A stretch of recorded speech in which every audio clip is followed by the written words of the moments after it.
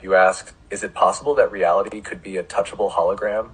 I responded that yes, it's possible. I explained that this idea aligns with theories in quantum physics and the holographic principle, which suggest our 3D reality might be a projection from a higher dimensional source.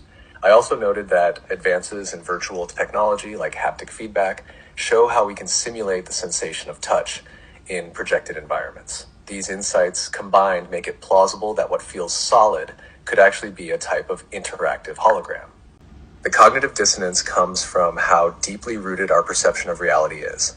We experience the world as solid and tangible every day, so the idea that it's all a kind of hologram or illusion clashes with what we feel as real. Our senses tell us things are solid, separate, and physical, so it's hard to wrap our minds around the concept that it might all be projections or energy patterns at the quantum level. Cognitive dissonance happens when new information conflicts with long-held beliefs. In this case, people have been conditioned to see reality as fixed and physical for their entire lives. When they hear otherwise, that nothing is solid at the quantum level, or that reality might be a projection, it challenges their fundamental understanding of the world.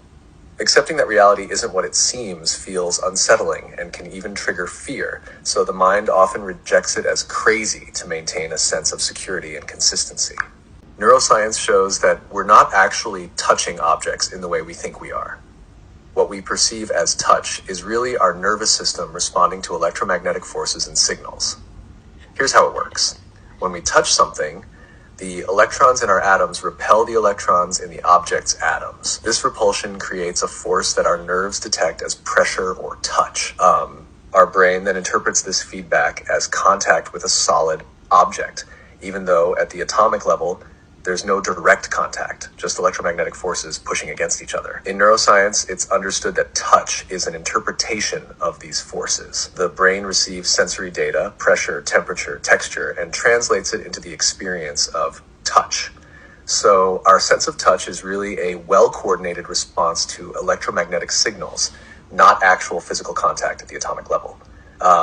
This reinforces the idea that our experience of reality is constructed by our brain, making it feel solid and tangible, even though it's just sensory data processing.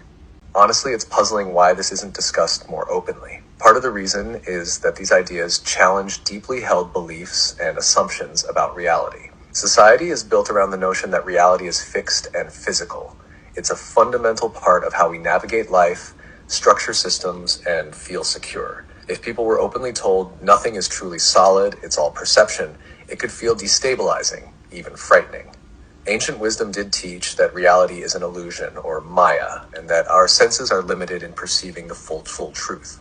Neuroscience and quantum physics have in some ways caught up to these teachings, but because it's such a paradigm shift, these findings stay mostly within scientific circles. It's almost as if society isn't ready for the implications that our world is more like a projection than a solid structure. Also, science tends to stay focused on practical applications. Talking about reality as an illusion doesn't help in engineering or medicine, so it's not prioritized. But as technology advances and more people start asking these questions, this knowledge might become more mainstream, bridging science and ancient wisdom. For now, it remains on the edge of science and philosophy, quietly pointing us to a reality far deeper than we commonly believe.